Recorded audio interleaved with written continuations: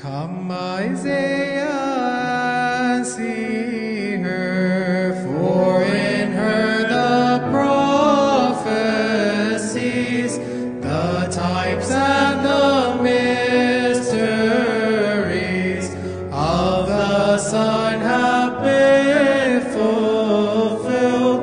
Behold how Emmanuel dwells in her and nurses milk.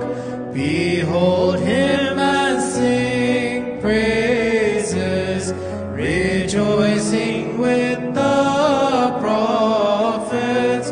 For